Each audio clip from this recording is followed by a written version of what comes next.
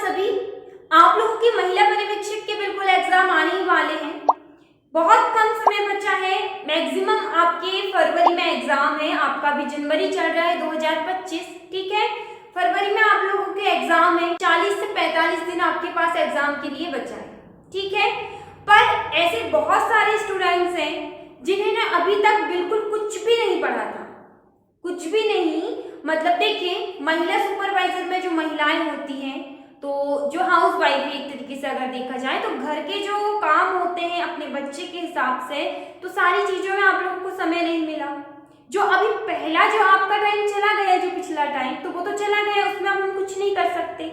लेकिन अब जो हमारे पास 40 से 45 दिन बचे, उसमें आप बिल्कुल कम से कम समय में तैयारी कैसे कर सकते हैं, ये वीडियो आज उनके लिए है, ठीक है। जिन्होंने अब तक कुछ भी नहीं पढ़ा था और अब बिल्कुल एग्जाम पास में आ गए हैं और तैयारी करना है, तो ये वीडियो सिर्फ उनके लिए है। वीडियो का एंड तक जरूर देखिएगा। इसमें आपको बिल्कुल बहुत ही अच्छे तरीके से खुद के ऊपर एक कॉन्फिडेंस आ जाएगा कि हाँ, आप एग्जाम में क्वालिफाई हो सकते हैं। देखिए, आपके आप लोगों के पास में ये आपका सिलेबस है। 5 सब्जेक्ट आपका है, जो कि आपका सबसे पहले आता है क्या बताइए, जनरल नॉलेज का, ठीक है। जनरल नॉलेज में आपका 25 मार्क्स का आएगा ये। उसके बाद सेकंड आता है आपका मैथमेटिक्स। मैथमेटिक्स आपका 25 नंबर का पूछा जाएगा। वही आता है आपका भाषा 1, भाषा 2 और लास्ट में आता है आपका चाइल्ड डेवलपमेंट और स्वास्थ्य और पोषण, ठीक है। तो ये भाषा 1, भाषा 2 क्या होता है आप लोगों को बताऊं मैं। देखिए, भाषा 1 क्या होता है। भाषा 1 की अगर हम बात करें तो सभी अपने हिसाब से चॉइस करते हैं। जैसे आप लोगों की हिंदी अच्छी है, तो आप लोगों ने भाषा 1 में हिंदी को मतलब चॉइस किया, ठीक है। वही अगर मैं मेरी बात करूं एक तरीके से एग्जांपल में, कि अगर मेरी इंग्लिश है तो मैंने यहाँ पर मेरी भाषा 1 में इंग्लिश को चॉइस कर लिया। तो मुझे जो भाषा 2 है, भाषा 2 के लिए मुझे अब जैसे मैंने इंग्लिश किया है, तो या तो हिंदी करना पड़ेगा या संस्कृत करना पड़ेगा। वही अगर आपने हिंदी भाषा 1 में चॉइस किया है, तो आपको भाषा 2 में इंग्लिश या फिर संस्कृत चॉइस करना पड़ेगा, ठीक है। अब देखिए कि आपके सामने 5 सब्जेक्ट है यहाँ पर, ठीक। अब 5 सब्जेक्ट में ये 4 सब्जेक्ट आपके पूछे गए हैं, वो 25 नंबर के हैं। 4 सब्जेक्ट शुरू में है, तो देखिए 25 नंबर के ये हैं, तो आपके ये 4 सब्जेक्ट के हो रहे हैं आपके कितने, 100 नंबर। 150 नंबर का आपका एग्जाम है, कोई माइनस मार्किंग नहीं है, कुछ नहीं है, 150 नंबर आपको लाना है। तो देखिए, 150 नंबर की तरफ फोकस नहीं करना है कि 150 में से मुझे 140 लाना है या 140 से ऊपर लाना है, क्योंकि ये अगर आपने तैयारी कुछ भी नहीं किया है तो ये पॉसिबल भी नहीं है सही तरीके से अगर देखा जाए। तो देखिए, आप लोगों को करना क्या है, 100 का ये हो गया जो कि 4 सब्जेक्ट है। उसके बाद आपका 50 नंबर का है चाइल्ड डेवलपमेंट और पोषण स्वास्थ्य, ठीक है। तो देखिए, आपको सिर्फ 3 सब्जेक्ट पे फोकस करना है। जैसे आप लोगों को ये देखना है कि आपके लिए ज्यादा टफ कौन सा सब्जेक्ट है। सभी के पास में एक रहता है, जैसे ये सारे सब्जेक्ट है, तो आपको इनमें से कुछ ना कुछ आपके लिए टफ जरूर होगा।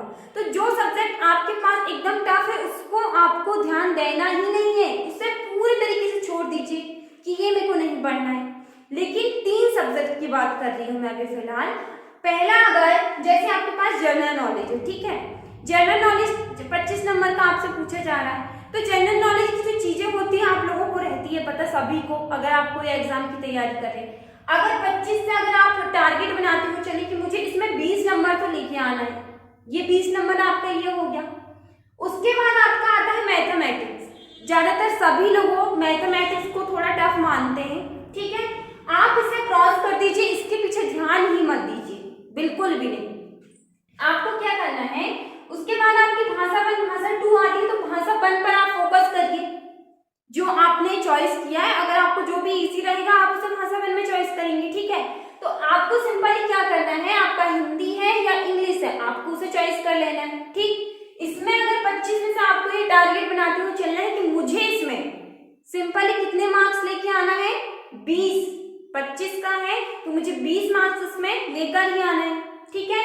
उसके बाद भाषा 2 है आपका, तो ये मतलब जो 100 बात कर रहे हैं हम, जो आपका 100 से 4 सब्जेक्ट से 100 अंक का ये पूछा जाएगा आपसे, तो आपको 100 में से अगर पूरा आपको ट्राई करना है कि आप 70 नंबर इसमें लेके आए,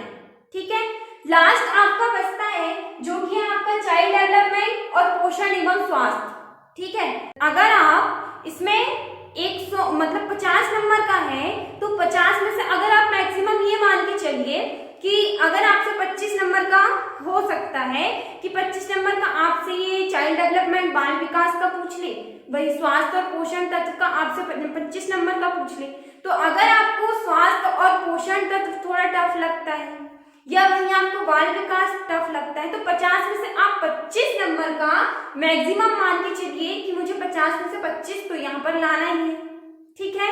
तो देखिए यहाँ पर जो आपका 4 सब्जेक्ट हमने ऊपर देखा कि 4 सब्जेक्ट 100 नंबर का है। अगर आपको मैथमेटिक्स अगर टफ लग रही है आप उसे बिल्कुल छोड़ दीजिए, उसे ध्यान ही मत दीजिए। पर बाकी के आपके जो 3 सब्जेक्ट हैं, 3 सब्जेक्ट में अगर आप, ठीक है, अगर आप उसमें 70 से 80 नंबर लाने का अगर ट्राई कर रहे हैं 100 में से, ठीक, मैथमेटिक्स को छोड़ दीजिए। अगर आप इस मैथमेटिक्स को छोड़ रहे हैं तो अगर आपका ये 25 है तो एक तुक्का की बात करें तो आप 25 में से 15 से 18 नंबर तो इसमें ला सकते हैं ना, ठीक है।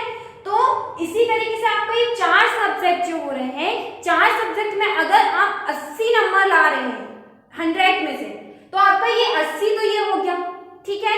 उसके बाद आपका ये जो 50 नंबर का है तो आपको 50 में से मैक्सिमम अगर हम 25 की बात करें, ठीक है, या बाल विकास मान लें या पोषण स्वास्थ्य मान लें तो 25 तो ये हो गया।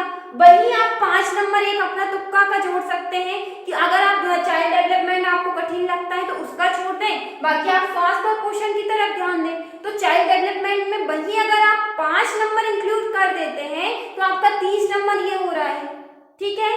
तो आपका ये 80 और 30 कितना हो रहा है 110।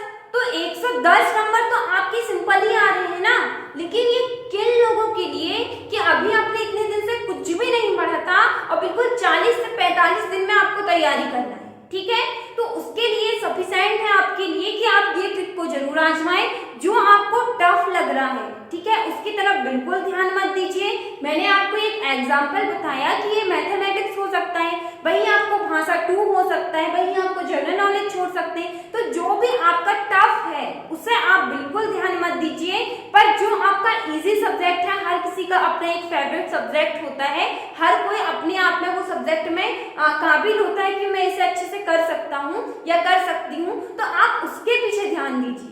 जैसे आप लोगों का कोई भी सब्जेक्ट हो, जनरल नॉलेज का हो, बाल विकास का हो, या हम हिंदी अंग्रेजी किसी भी तरीके की बात कर सकते हैं, तो आप उसके तरफ ध्यान दीजिए। एक बात और कि बहुत से लोग ये करते हैं कि जैसे आप लोगों का महिला परिवेक्षक का एग्जाम होने वाला है तो अलग अलग राइटर्स की बहुत सारी आप कम से कम 5-6 बुक इकट्ठी कर लेते और ये सोचते कि मैं इसे भी पढ़ लूँ, इसे भी पढ़ लूँ, पर पढ़ के एक भी नहीं होती।